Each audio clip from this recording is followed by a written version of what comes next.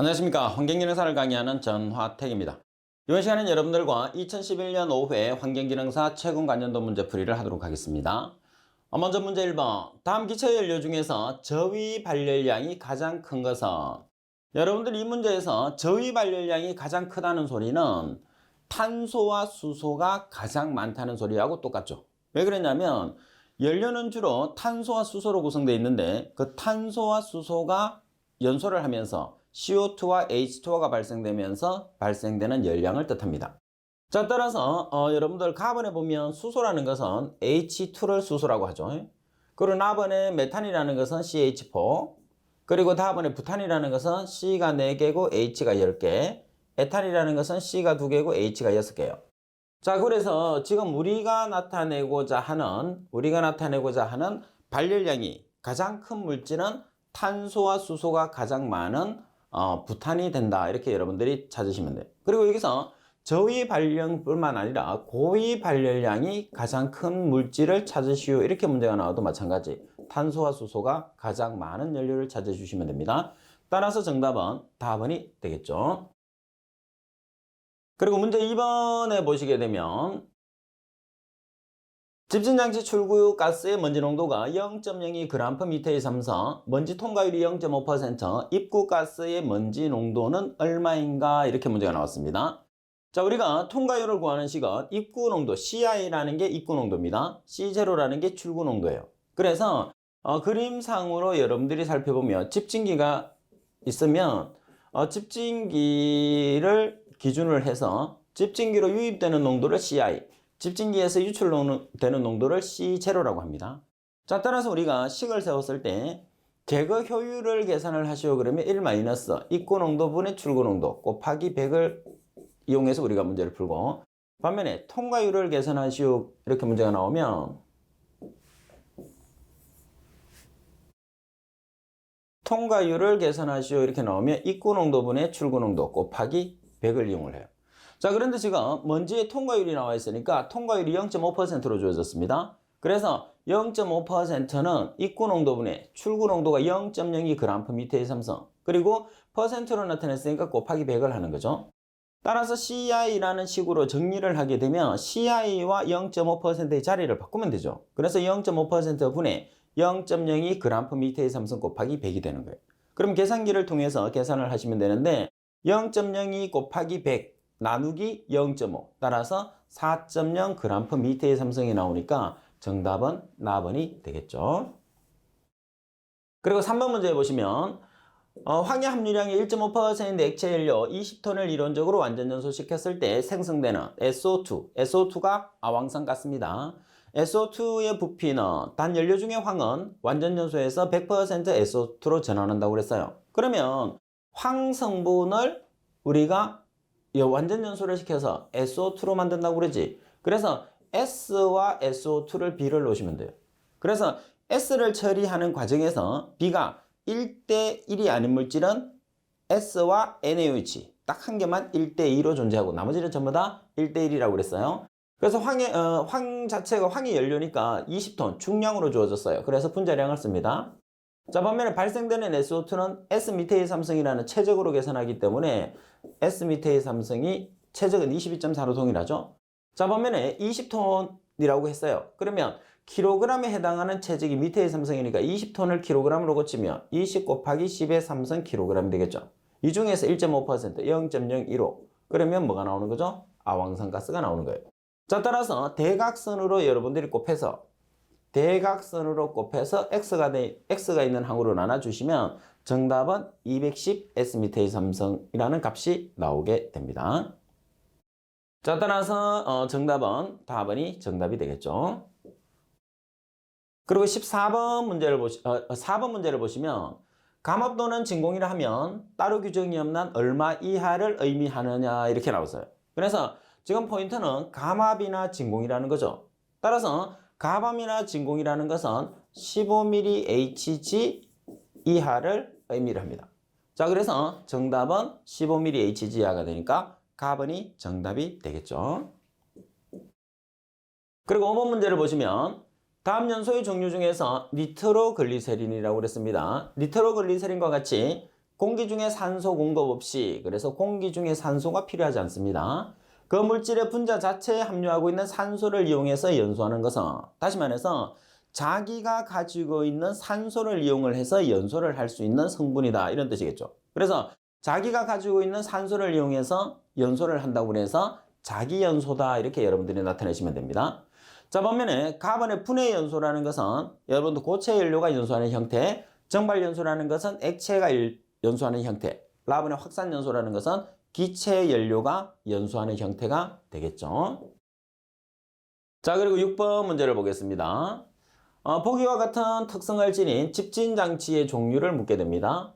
고농도 함진가스의 전처리에 사용될 수 있다. 전처리용입니다. 우리가 전처리라고 하면 중력, 그리고 관성력, 그리고 원심력 집진기, 이렇게 세 가지의 집진기가 있습니다. 배출가스의 유속은 보통 0.3에서 3m/s 정도가 되도록 설계한다. 시설의 규모는 크지만 유지비가 저렴하다. 그리고 압력 손실이 10에서 15mm H2O 정도라고 그랬어요.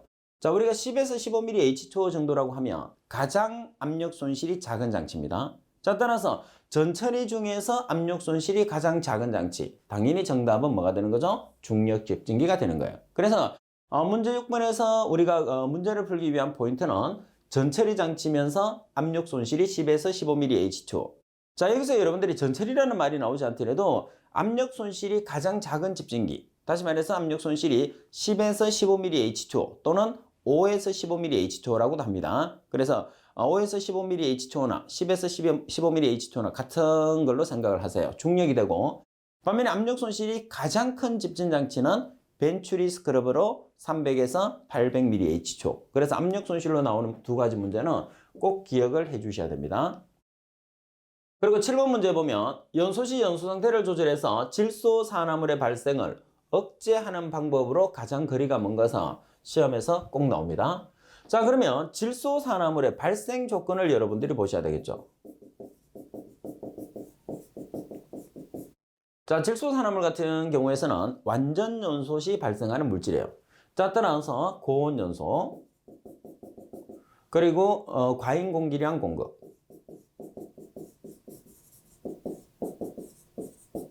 두 가지 경우에서 질소 산화물이 배출되죠. 자, 그럼 만약에 저감을 시키려고 하면 이 반대로 우리가 나타내 주시면 됩니다. 그죠? 그래서 저감을 시키려고 하면 고온 연소가 아니라 저온 연소가 돼야 되겠죠? 그리고 과잉 공기량 공급이 아니라 저과잉 공기량 공급이 되는 거죠. 다시 말해서 공기를 적게 공급을 하라는 그런 뜻이에요. 자, 따라서 이 두 가지를 이용해서 여러분들이 답을 찾는 게 가장 현실적으로 쉽게 찾을 수 있습니다. 그래서 온도적인 측면과 공기적인 측면 두 가지만 살펴보세요. 가번에 보면 온도적인 측면에서는 저온도 요소 맞습니다. 나번에 저산소나 저공기나 같은 말이죠. 다번에 공급 공기량의 과량 주입이라는 말이 있어요. 그래서 다번 같은 경우에서는 공기량을 많이 공급을 하기 때문에 실제로 질소 산화물이 많이 나오는 조건이죠. 그래서 여러분들이 신경만 좀 쓰면 나번하고 다번에 대한 설명은 공기에 대한 설명이라는 걸 쉽게 알 수가 있습니다. 그래서 결론은 뭐냐면 여러분들이 질소 산화물에 대한 억제 방법을 여러분들이 묻게 되면 항상 이렇게 시험에 자주 나오니까 발생되는 조건을 기억을 해서 그 반대의 형태를 찾아주면 완벽하게 답을 찾을 수 있다는 거죠. 그리고 8번 문제를 보도록 하겠습니다. 8번 문제에 보면 보기에 해당하는 대교의 물질은 지금 우리가 찾는 게 대교의 물질을 찾게 됩니다. 상온에서 무색 투명하며 일반적으로 불쾌한 자극성 냄새를 내는 액체이다. 대단히 정발하기 쉬우며 인화점이 마이너스 30도씨. 여기서 여러분들이 답을 찾기 위한 가장 핵심은 인화점이에요. 자, 인화점이 마이너스 30도씨. 인화점이라는 것은 점화원이 있는 상태에서 불이 붙는 최저 온도예요. 자, 그리고 대단히 연소하기 쉽다. 가연 성분이라는 소리겠죠. 그리고 이 물질의 전기는 공기보다 2.6배 무겁다고 그랬어요. 그래서 공기보다 2.6배 무겁다는 소리는 이 기체의 분자량이 얼마라는 소리예요? 자, 분자량을 계산했을 때 공기 분자량이 29니까 29보다 2.64 정도 무겁다고 그래요. 그래서 계산기를 사용을 해보면 약 76 정도가 나오거든요. 그러면 여러분들이 아황산가스는 SO2예요. 이황화탄소는 CS2. 그리고 이산화질소는 NO2. 그리고 일산화질소는 NO가 되거든요. 그러면 분자량을 한번 조사해 보겠습니다. 아황산가스라는 SO2는 S가 원자량이 32, O가 원자량이 16짜리가 2개, 그래서 64가 돼요. 반면에 이황화탄소는 C의 원자량이 12, S의 원자량이 32, 2개죠. 그래서 76이 됩니다. 그리고 NO2의 분자량을 보시면 N이 14, O가 16짜리가 2개, 그래서 46이 되죠. 그리고 NO, 일산화질소의 분자량은 N이 14, O가 16, 그래서 30이라는 값이 나오겠죠. 자, 따라서 여러분들 인화점을 기억을 하셔도 되고, 그리고 공기보다 2.6배 무거운 물질이라고 기억을 하셔도 돼요. 그래서 정답은 나번이 정답이 됩니다. 그리고 9번 문제를 보시게 되면 A 집진장치의 압력 손실이 444mAh/초, 처리가스량이 55m의 삼성퍼세커인 송풍기의 효율이 77%일 때 이 송풍기의 소요 동력은 얼마인가 이렇게 나와 있어요. 그러면 소요 동력을 구하는 식을 여러분들이 기억을 하셔야지 문제를 풀 수 있어요. 102 곱하기 이타, 이타는 효율입니다. PS 압력 손실 곱하기 Q예요. 그러면 444mAh/초가 PS라는 압력 손실이죠. 그리고 처리가스량이 Q가 됩니다.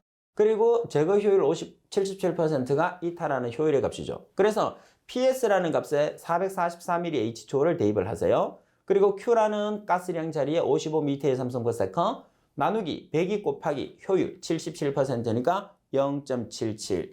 따라서 계산을 하면 310.92kW라는 값이 나오겠죠. 자, 여기서 조심을 해야 될 게 있어요. 뭐를 조심을 하느냐면 보통 개수가 가지는 단위는 없습니다.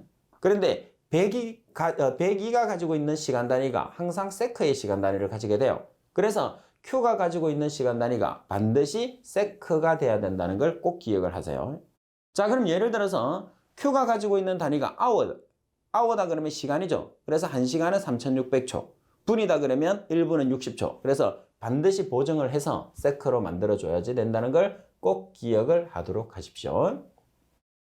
자, 그리고 10번 문제 보면 다음 대기오염 물질 중에서 특정 대기유해 물질에 해당하지 않는 것은 특정 대기유해 물질이라는 것은 대기오염 물질 중에 인간과 동식물에 심각한 피해를 주는 것을 우리가 특정 대기유해 물질이라고 그래요. 자, 가번에 보면 프로필렌 옥사이드, 나번에 성면, 다번에 벤지딘, 라번에 이산화황. 이산화황이라는 것은 여러분들이 잘 알고 있는 SO2, 다시 말해서 1차성 오염 물질의 가장 대표적인 물질이에요. 그래서 SO2 같은 경우에서는 특정 대기유해 물질에 해당하지 않습니다. 그래서 정답은 라번이 되겠죠. 그리고 11번 문제를 보시게 되면 런던형 스모그에 관한 설명으로 가장 거리가 먼 것은 지금 여러분들이 런던형 스모그가 나오면 반드시 비교 대상이 뭐가 돼야 되죠? LA 스모그 사건이 돼야 되죠. 그래서 이 두 가지 사건은 1차성 스모그 사건과 2차성 스모그 사건, 그리고 지표역전과 공중역전에서 상극을 이루는 가장 대표적인 사건들이에요. 그래서 여러분들이 항상 공부를 하면서 두 가지에 대한 내용들은 꼭 비교 설명을 할 수 있도록 하십시오. 가번은 먼저 주로 아침 일찍 발생합니다. 런던형 스모그 같은 경우에서는 계절적으로 봤을 때는 겨울, 그리고 아침 일찍 맑은 날 발생하는 게 특징입니다. 다음에 습도와 기온이 높은 여름에 주로 발생한다고 그랬어요. 그래서 런던 같은 경우에서는 습도가 높고 여기서 습도는 높고 기온이 낮은 여름이 아니라 겨울 아침에 주로 발생을 하게 됩니다. 그리고 다음은 복사역전 형태. 복사역전을 우리가 다른 말로 방사성 역전이라고도 합니다. 그리고 시전거리가 100m 이하. 100m 이하라는 것은 우리가 볼 수 있는 가시거리가 100m 이하라는 뜻이겠죠. 따라서 정답은 나번이 정답입니다. 반드시 말씀드린 것처럼 런던과 LA는 반드시 비교 대상이 되어 주셔야 됩니다. 그리고 12번 문제를 보시면 보기 중에서 대륙권에 해당하는 사항으로 바르게 나열된 것을 찾으시오. 이렇게 문제가 나왔어요. 그러면 대륙권이라는 것은 지표에서 12km까지를 대륙권이라고 합니다. 그래서 지표에서 12km까지를 대륙권이라고 그러는데 인간의 활동에 의해서 오염물질이 발생하고 그리고 눈이나 비 등의 기상현상이 발생을 하죠. 자, 그래서 대기오염이 발생하는 층이 대륙권이에요. 그리고 대륙권 같은 경우에서는 고도가 증가하면서 온도가 하강하는 게 가장 큰 특징이죠. 기억해보면 온도가 상승함에 따라서 기온이 감소한다고 그랬어요. 맞습니다. 다음에 오존의 밀도가 높은 오존층이 존재한다고 그랬어요. 오존층이라는 것은 어디에서 존재하죠? 성층권입니다. 자, 따라서 니은이 있는 보기를 다 지웁니다. 그래서 니은이 있는 보기를 지우면 정답은 나번과 다번에서 찾게 되는 거죠. 자, 그리고 벌써 다번에서는 기억이라는 보기가 없기 때문에 정답은 나번이라는 것을 우리가 알 수 있어요. 계속해서 보겠습니다. 지상으로부터 50에서 85km 사이의 층에서 존재한다고 그랬어요. 자, 50에서 우리가 85km 정도까지를 중간권이라고 그러죠. 중간권 같은 경우에서는 우리가 온도가 가장 낮은 권역이 존재하죠. 그래서 디귿이 있는 부분을 뺍니다. 그럼 바로 정답은 나번이 정답이 되죠. 그리고 리얼에 공기의 수직 이동에 의해서 대류 현상이 일어난다고 그랬어요. 대류 현상이 일어납니다. 그리고 눈이나 비가 내리는 등의 기상현상이 발생하죠. 기상현상이 발생하게 돼요.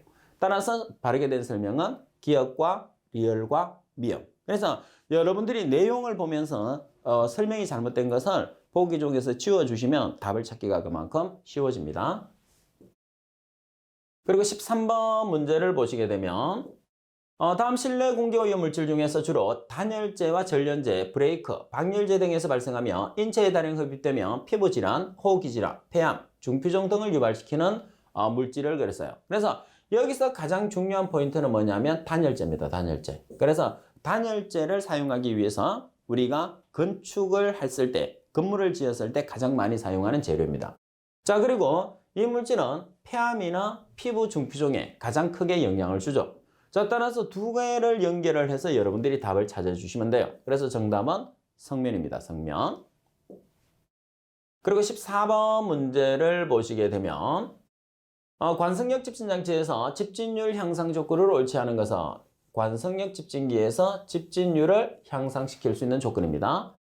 가번에 일반적으로 충돌 직전에 처리가스의 속도가 적고 충돌 직전은 처리가스 속도가 빨라야 됩니다. 그래야지 관성력을 크게 받죠. 반면에 처리 후의 출구가스 속도는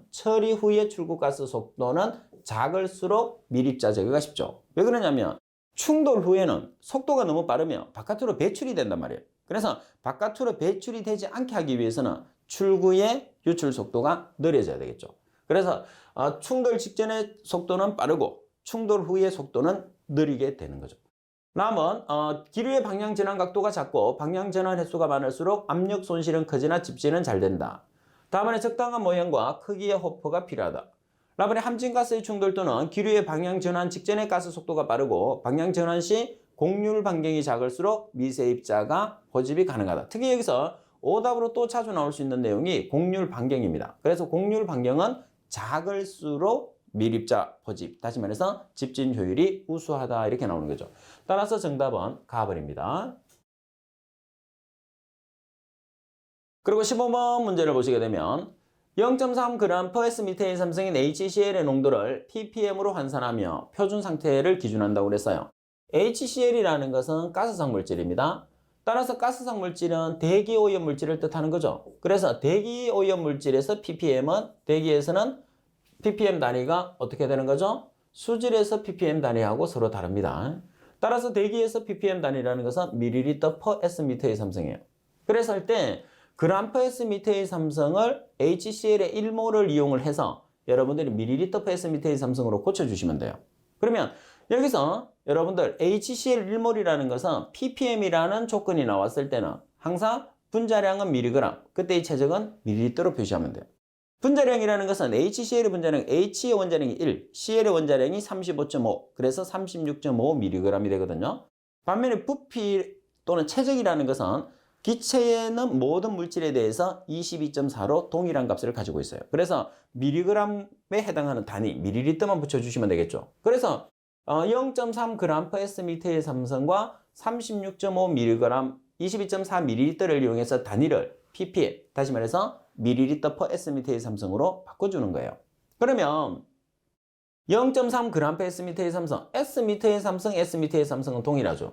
그러면 g만 여러분들이 바꿔주시면 되는데 ppm 단위는 g이 아니고 mg 단위를 기준하거든요. 따라서 1g은 10의 삼성 mg. 그랬을 때 22.4ml와 36.5mg을 단위를 이용해서 사용을 하는 거예요. 그래서 그램 없어지고 그리고 mg 없어지면 ml/s의 삼성, ml/s의 삼성이 ppm이 되죠.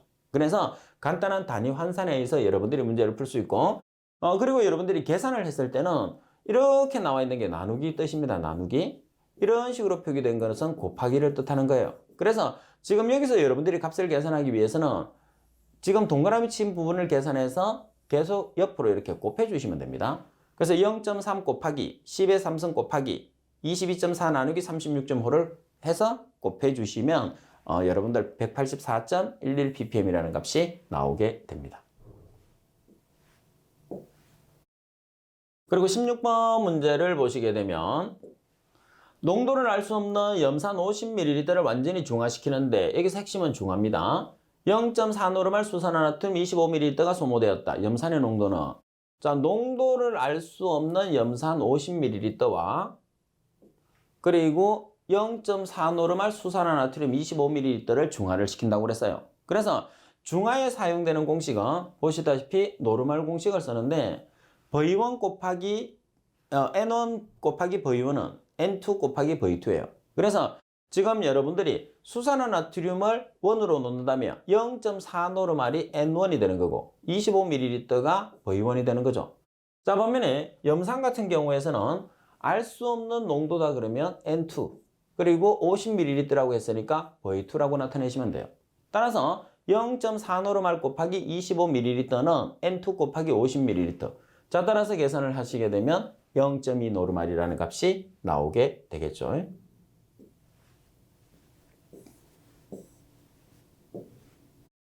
그리고 17번에 보면 탱크에 쇠석 등의 여제를 채우고 위에서 폐수를 뿌려서 쇠석 표면에 번식하는 미생물이 폐수와 접촉해서 유기물을 섭취 분해해서 폐수를 생물학적으로 처리하는 방법은 자, 여기서 가장 핵심은 뭐냐 하면 쇠석이라는 매제입니다. 매질.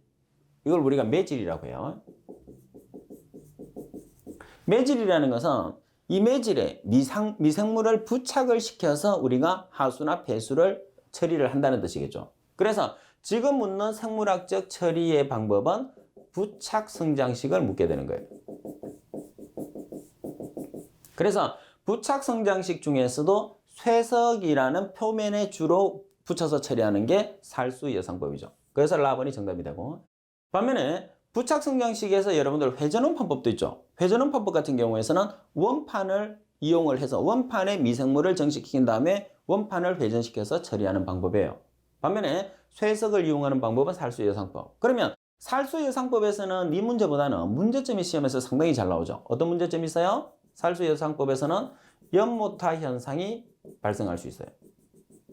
자, 그리고 파리가 발생할 수 있고 그리고 악취가 발생이 되고 그리고 또 한 개가 뭐 있어요? 겨울이 되면 결빙이 일어날 수 있겠죠. 자, 그래서 이 조건이 특히 중요하니까 잘 기억하세요. 특히 연모타 현상이 시험에서 자주 나오게 됩니다. 그리고 18번 문제를 보시게 되면 어느 공장 폐수의 육과 크롬이 600mg/L이고 이 폐수를 아황산 나트륨으로 환원 처리하고자 한다. 폐수량이 40m 삼성포대일 때 하루에 필요한 아황산 나트륨의 이론량은 정답에서 킬로그램으로 계산하라고 그랬어요. 정답에서 킬로그램으로 계산하라 그러면 농도가 킬로그램 단위가 나와야 되겠죠. 자, 따라서 미리그램 퍼 리터에다가 얼마를 곱하면 킬로그램 퍼 미터의 삼성이 되는 거죠? 미리그램 퍼 리터에서 10의 마이너스 3승을 곱하게 되면 킬로그램 퍼 미터의 삼성이 되죠. 그래서 600mg 퍼 리터는 0.6 킬로그램 퍼 미터의 삼성이라는 농도가 되는 거예요. 자, 그리고 폐수량이 40m의 삼성 퍼 데이죠. 자, 아황산 나트륨을 계산하시고 그랬어요. 그럼 여러분들이 비를 놨을 때 아황산 나트륨이 Na2SO3예요. 3개짜리가 있네요. 그 다음에 크롬이 CR이에요. 그럼 크롬은 몇 개냐면 2개예요. 그래서 비를 여러분들이 놓게 되면 이 크롬 6가 대 3Na2SO3 이렇게 비를 놓으시면 돼요. 그러면 크롬이라는 것은 지금 원자력이 50이라고 그랬어요. 그래서 2 곱하기 52g일 때 자, 아황산 나트륨은 3 곱하기 NA의 원자량이 23 2개예요. 23 곱하기 2. 그 다음 S의 원자량은 32. O의 원자량은 16짜리가 3개. 따라서 계산을 하면 126g이 되거든요. 자, 그리고 지금 크롬의 농도가 0.6이죠. 그래서 0.6kg per 미터의 삼성 곱하기 폐수량 40m의 삼성 per day 일 때 X.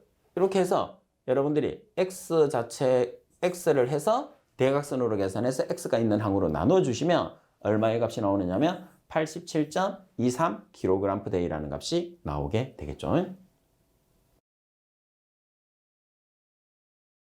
자, 그리고 19번 문제를 보겠습니다. 자, 19번 문제를 보시면 활성설러지 공법에 의해서 운영상의 문제점으로 옳지 않은 것은, 자, 여기서 여러분들 먼저 활성설러집을 한번 볼까요? 활성이라는 것은 뭐죠? 활성이라는 것은 살아있는, 설러지라는 것은 미생물입니다. 그래서 살아있는 미생물을 이용해서 처리하는 공법이에요. 그러면 살아있는 미생물을 이용하는 가장 대표적인 미생물이 뭐가 되나요? 박테리아죠. 그래서 박테리아를 이용해서 처리하는 방법이 생물학적 처리의 핵심입니다. 자, 여기서 운영상의 문제점은 거품이 발생한다든지 플럭 해체 현상, 플럭이라는 것은 입자입니다. 그 다음에 설러지 부상 현상, 설러지 부상이라는 것은 탈질에 의해서 발생을 하죠. 자, 따라서 나번에 연모타 현상이라는 것은 부착 성장식 중에서 살수여상법에서의 가장 큰 문제점이 됩니다. 따라서 활성설러지법과 관계없는 것은 나번의 연모타 현상이 되는 거죠. 그래서 17번에 제가 설명드린 것처럼 살수여상법의 문제점을 반드시 여러분들이 기억을 하고 계셔야 된다는 거죠. 그리고 20번 문제 보면 물의 깊이에 따라서 나타나는 수온 성층에 해당하지 않는 것은, 수온 성층이라는 것은 물의 층을 이야기합니다. 자, 그래서 물의 층을 한번 살펴볼게요.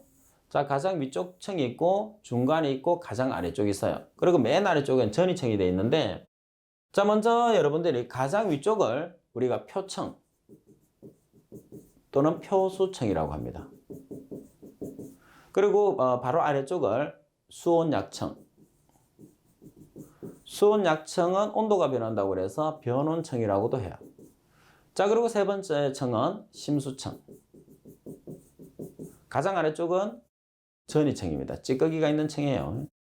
자, 따라서 수온 성층에 해당하지 않는 것은 이렇게 나오니까, 자, 수온약층은 여기죠. 표수층은 맨 위에, 심수층은 맨 아래쪽에. 자, 따라서 변수층이라는 말은 없어요. 그래서 답은 정답이 되고, 여기서 여러분들이 순환이 일어나는 층은 표수층입니다. 표수층이 순환이 일어나고, 그리고 온도의 변화가 가장 심한 층은 변온층, 수온약층이에요. 왜 그러냐면 표수층의 온도와 심수층의 온도를 같게 만들어주는 게 수온약층이에요. 그래서 여름과 겨울에는 성층현상이 일어나고, 그리고 봄과 가을에는 전도현상이 일어나는 겁니다. 그리고 21번 문제를 보시게 되면 실험실에서 일반적으로 BOD 파이브를 측정했을 때 배양 조건은, 여기서 BOD 파이브라는 것은 여러분들 온도는 항상 우리가 수질에서 여러분들 항상 시험을 했을 때는 온도는 상온에서 온도를 우리가 기준을 잡거든요. 실험하는 온도를. 그러면 상온이라는 것은 15에서 25도씨예요. 그래서 15에서 25도씨 중에서 몇 도씨에서 실험을 하느냐면 20도씨 기준입니다. 수질 같은 경우에서는. 자, 그리고 며칠 동안 배양을 하느냐면 BOD 파이브니까, 파이브라는 것은 오일이죠. 그래서 5일 동안 배양을 하게 되는 거예요. 자, 따라서 20도씨에서 5일간 배양한다는 말이 되니까 답은 이 값이 BOD 파이브로 표기를 하는 값이 됩니다. 정답은 답은이 되는 거죠. 자, 그리고 22번 문제를 보시게 되면 경도에 관한 설명으로 옳지 않은 것은 값은 SO4E-, NO3-, Cl- 이 세 가지를 우리가 뭐라고 하느냐면 산이온이라고 합니다. 그래서 산이온과 화합물을 이루고 있을 때 나타나는 경도를 영구경도, 영구경도를 비탄산경도라고 하죠. 자, 반면에 우리가 탄산경도라는 말이 있어요. 탄산경도가 일시경도입니다. 그럼 일시경도라는 경도는 어떤 물질과 결합을 해야 되느냐 하면 알칼리도 유발 물질이에요.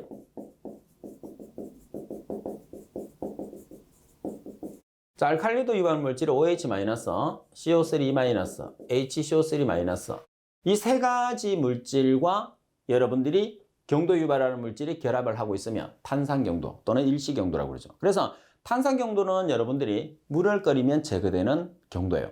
반면에 영구경도 또는 비탄산경도 같은 경우에서는 물을 끓여도 제거되지 않는 경도죠.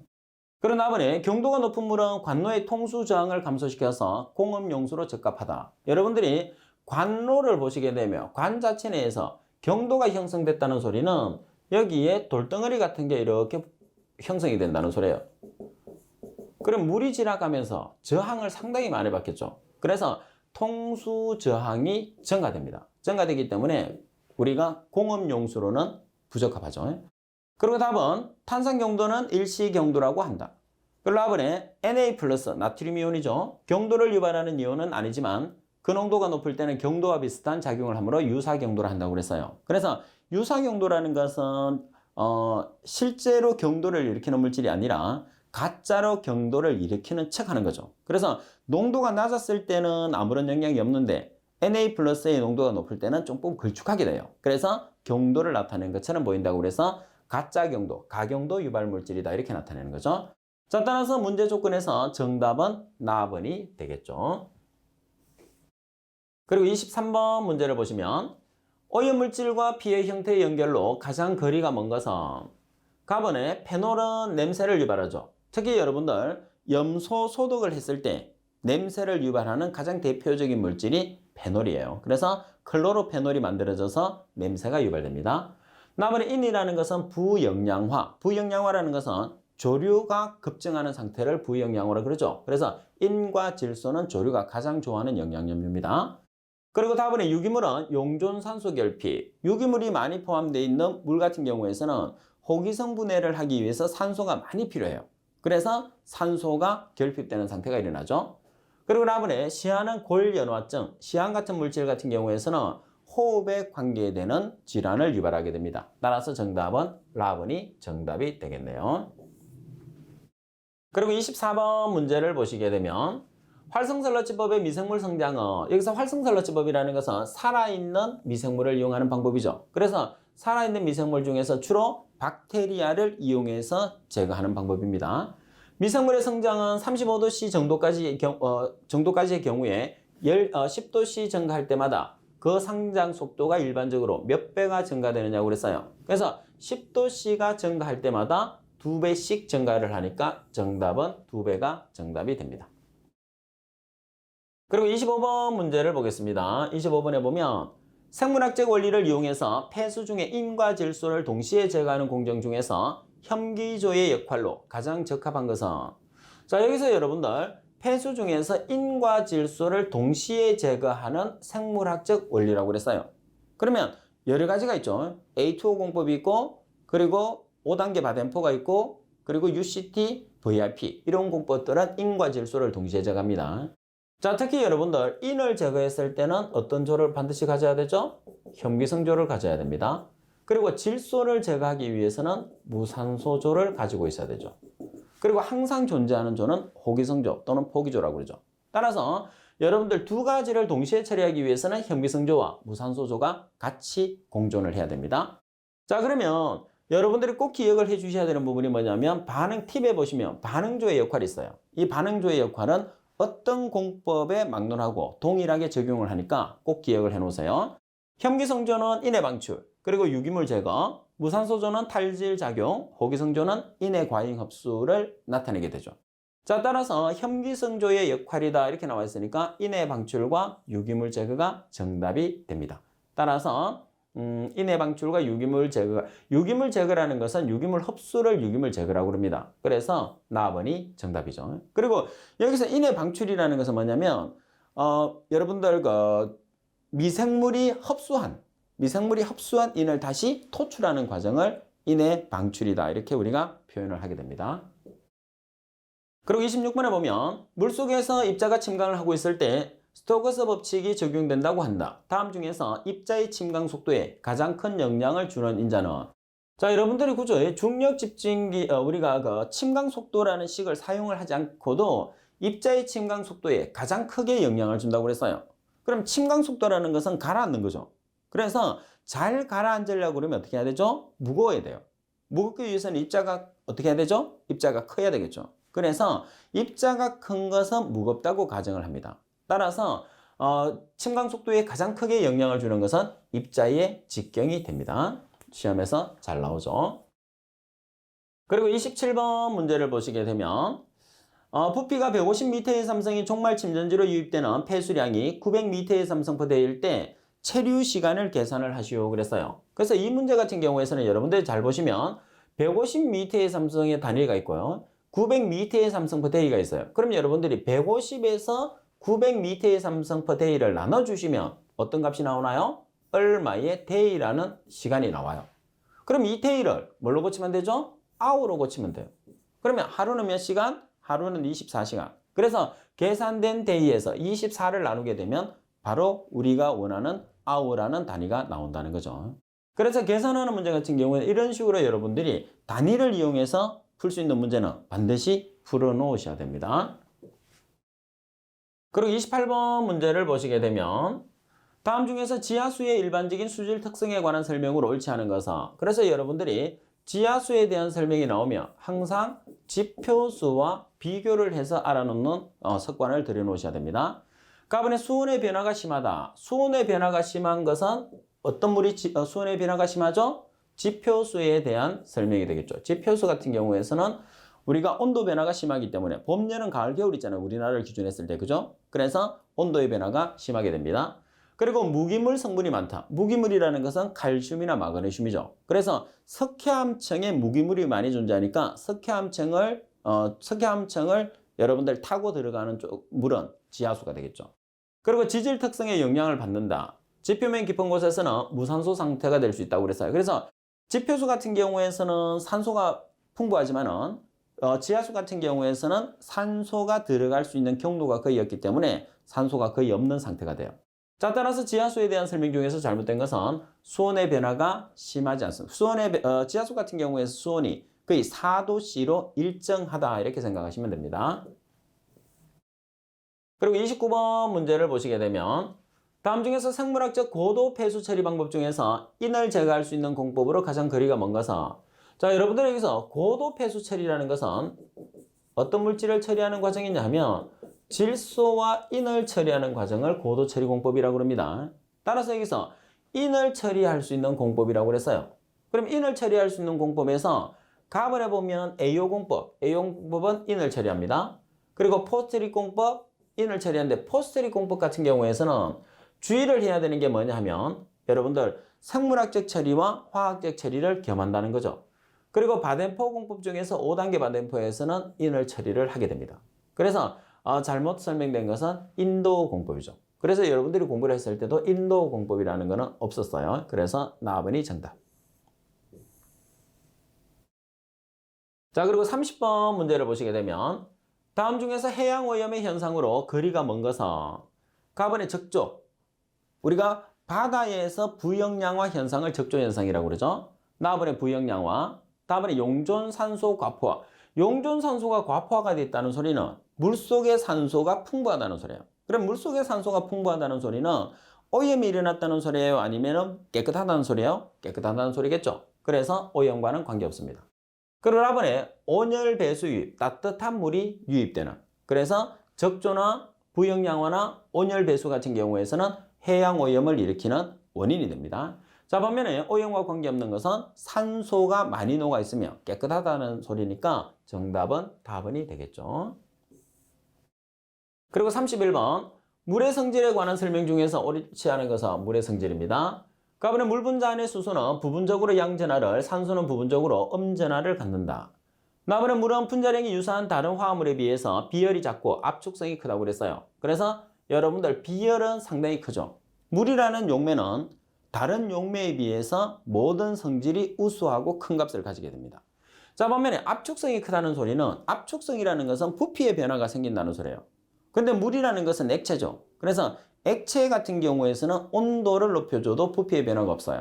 반면에 기체 같은 경우에서는 온도를 높여주면 부피가 늘어나죠. 예를 들어서 우리가 이제 여러분들 이렇게 축구공이 있습니다. 바람이 빠진 축구공에 내가 바람을 주입을 하는 게 아니라 열을 가해줬어요. 그럼 축구공이 어떻게 되죠? 빵빵하게 이렇게 부풀어 오르죠. 자, 그런 상태에서 온도가 낮은 곳에 놔두게 되면 다시 어떻게 돼요? 축구공에 바람이 빠지는 현상이 일어나요. 이 말은 공기 같은 경우에서는 온도가 증가를 하게 되면 압축성이기 때문에 부피의 변화가 생긴다는 소리예요. 반면에 온도가 낮아지게 되면 다시 부피가 감소된다는. 그래서 압축성이라는 말을 쓰고, 반면에 액체 같은 경우에서는 그런 성질을 가지지 않기 때문에 비압축성, 그래서 압축성이 작다 이렇게 표현합니다. 다음에는 물은 4도씨 부근에서 최대 밀도를 가지는 거죠. 그래서 최대 밀도의 값을 보면 g/cm의 삼성으로 표기하게 되면 1g/cm의 삼성이 되고, 반면에 kg/m의 삼성으로 표기하게 되면 1000kg/m의 삼성이라는 최대의 값을 가지는데, 그때의 온도가 4도씨라는 거죠. 그러라보니 일반적으로 물의 점도는 온도가 높아짐에 따라서 작아집니다. 그래서 액체 같은 경우에서는 액체의 점도는 온도에 반비례하는 특징을 가지게 되겠죠. 자, 따라서 31번의 정답은 나번이 정답이 됩니다. 그래서 비열에 관계되는 이 문제도 시험에서 여러분들이 자주 나오니까 비열은 다른 용매에 비해서는 크다, 이렇게 여러분들이 알고 계시면 됩니다. 자, 오늘은 여러분들과 수업할 내용은 여기까지입니다. 그래서 제가 항상 부탁드리는 게 뭐죠? 복습. 그래서 복습도 여러분들이 철저하고, 이제는 여러분들 앞에서 배웠던 내용들을 계속해서 반복을 해서 공부를 하셔야 됩니다. 그리고 여러분들이 공부를 해서 우리가 배웠던 내용들이 이제 여러분들 지식이 돼 있어야 돼요. 그래야지 문제를 풀 때 여러분들 활용할 수 있거든요. 그래서 공부라는 것은 여러분들이 하는 것만큼 여러분들이 가지게 됩니다. 그래서 시험 치는 그날까지 열심히 할 수 있도록 하십시오. 자, 오늘 수업은 이것으로 마치겠습니다. 수고하셨습니다.